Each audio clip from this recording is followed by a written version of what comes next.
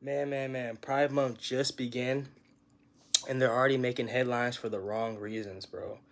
Like last week, there was a middle school in Oregon who were heavily influenced to dress like drags and basically opposite genders for like 3 days straight. And that's very interesting to hear, man. Like who thinks that's appropriate at any age, actually, but especially in middle school where they're just now trying to develop and learn and puberty and all type of stuff that you guys already are aware of. But that's definitely really crazy, man. My question today for that though is how can they allow that? Like, how is this allowed at all in any schools, and particularly middle school? Because it's an article I wanted to read, and then there's a superintendent from a different school in Oklahoma that responds, and what he said is very interesting as well. But let's just read this article real fast.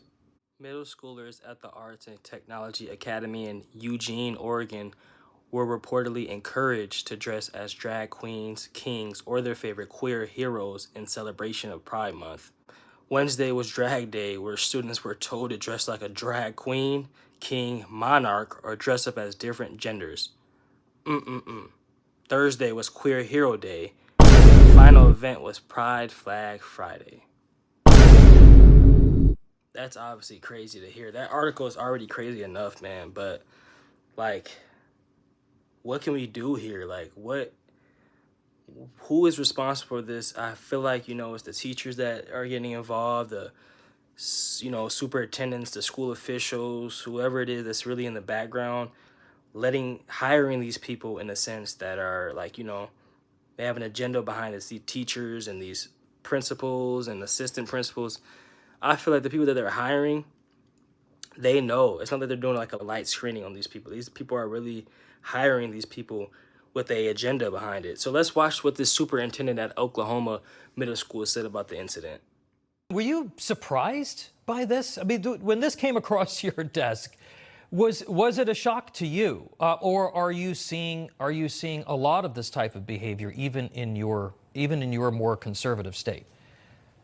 Unfortunately, nothing surprises me anymore with what the left is doing in our schools. We've had to fight to get pornographic material out of our schools. They've been putting gender theory and flamer in schools, while at the same time opposing us for wanting to put the Constitution, the Federalist Papers, the Bible, in history classes.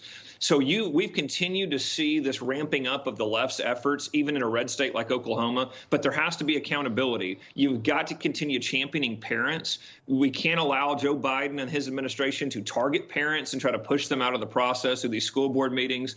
What we have to do is we've got to make sure that our parents trust our schools. We've got to make sure that there's accountability there. And ultimately, this has unfortunately been a major play of the left for years. This has been their plan, is to utilize schools as social justice experiments on our kids, to convert them over into Democrat voters. That's the end game. They want our kids to want to break down so that they have their voting rights. We had talked on this program a couple of weeks ago about the American Library Association. The president there is a Marxist. She says that libraries should be places where socialists can organize and activate from. What's the next step here, Ryan? And what is the state? I mean, is there legislation? What is the state able to do to try to protect other students and other school districts? Yeah, one of the things we're working on right now is we're working on tightening up legislation and make it really clear that these type of behaviors are unacceptable for any school official. You can't be a school official and work with kids and then moonlight as a drag queen at night. We're not going to allow that. So we are working on legislation. We're also working on ensuring that schools tighten up their hiring practices and do a deep dive into this. And one of the things I want all your viewers out there to know, remember that the left-wing media all tell you this isn't happening. Remember that Democrats go, what are conservatives talking about? Folks, if in a red state like Oklahoma, you've got a drag queen running a school and you have this never-ending battle going on to insert the most radical left-wing woke agenda in your schools as possible, it's happening in every state across the country. We have to get our schools back. Like, honestly, we have to take our schools back before the parents get too desensitized to the point of not being able to see the sinister agenda behind why these things are happening in their children's schools, man.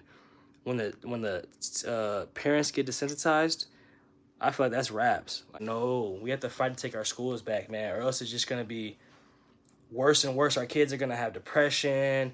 not going to know where to fit in because they feel like all these feelings are catching up to them because of people like, the officials that are letting these drags in, that are hiring these drags to make our kids feel like, it's okay to be something that they're not, you know what I'm saying?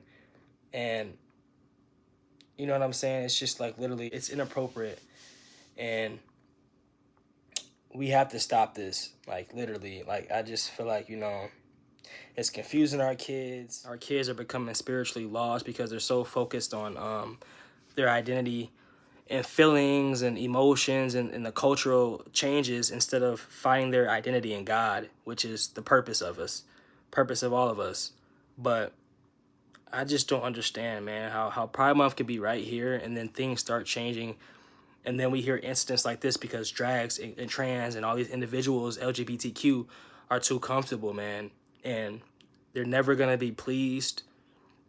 It doesn't matter how many laws are made for them. It's just like the alphabet's going to keep going and more letters are being brought up. You know what I'm saying? More letters are going to be invented by them. But I think it's just kind of crazy, man. I do agree with the superintendent that, the termination has to start with the principal, the higher up staffs, the officials, whoever is in charge of the hiring process at that, because that's very important when searching for a teacher, officials, assistant principals. It's really important to get a background check done the right way in terms of someone that's going to be able to teach a kid and teach children, in fact. I just don't see everybody being able to be a teacher, especially when they have feelings involved and different agendas for why they want to become a teacher. You guys comment what you guys think of this situation, man. Let me know if it's a sinister agenda behind it. And what do you guys think about this stuff happening, especially during Pride Month?